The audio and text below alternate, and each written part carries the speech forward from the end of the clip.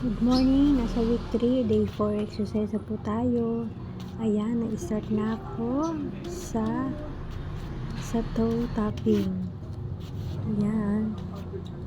Count natin yan hanggang 10 counts. 10 times natin gagawin yung toe tapping. Slight talaga natin. Slight lang yung pag-tap natin. And then, susunod na exercise ang backward step up. Ayan. Step tayo sa beanbag. Inuuna ko ang right foot dahil yun ang aking may diferensya. Right foot ang aking may stroke. Ano po? Dahan lang. Pawis nga. Huwag na, tutuyuan ako.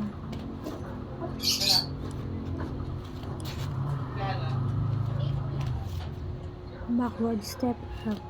Yan, 10 to 15 times.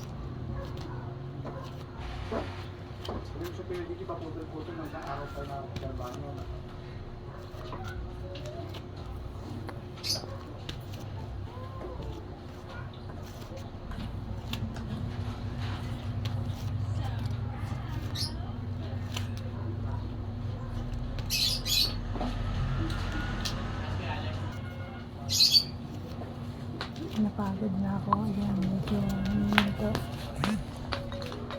Sige, napagod ako. Ready na ako sa ito.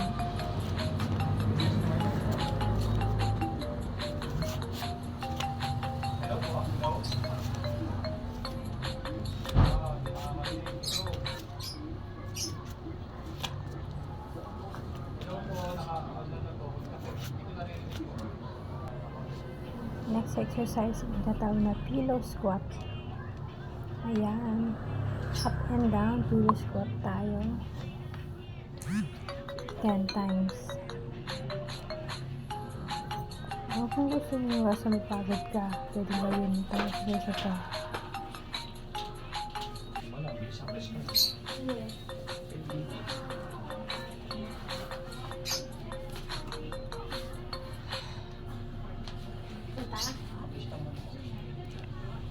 Tayo mo.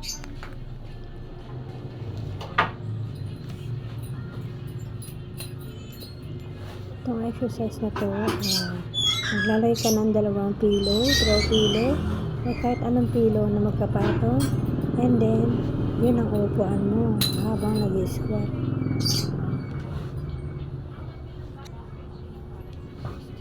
Gusto ko itong exercise na to. Lakas makarelax. Pero nakakapagod din. Ibali, exercise is good for health.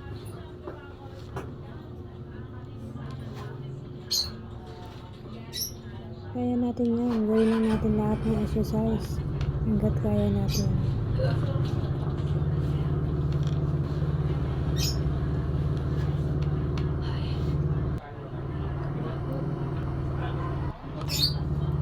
Next exercise. Ayan.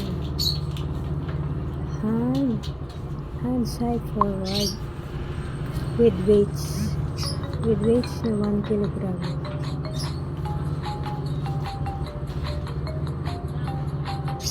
Ten counts.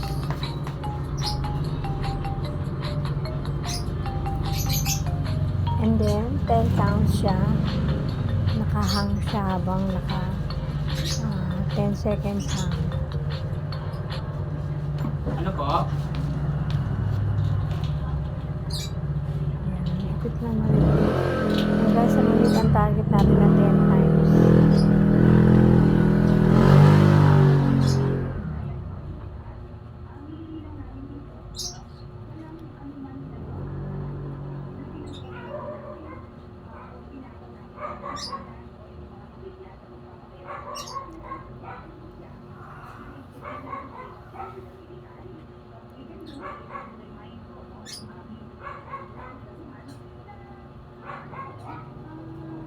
Nakakangalay.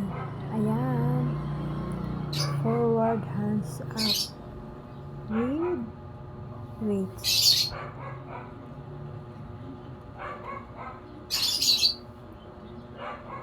hinihingal na ako dyan, no? Kita niyo ba, bumubuntong hininga na ako. Nakakapagod.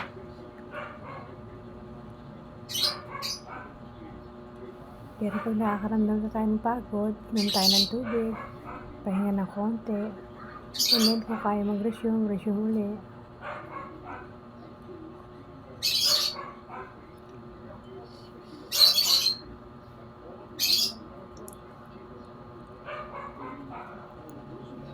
Ang ingay naman ng mga lovebirds yun. Ayan. Medyo sumisimple ako ng pahinga dyan. Hinga ng konting pagod, and then tuloy uli. Pwede nyo rin gayahin ang aking exercise, guys, lalo ng mga na-stroke.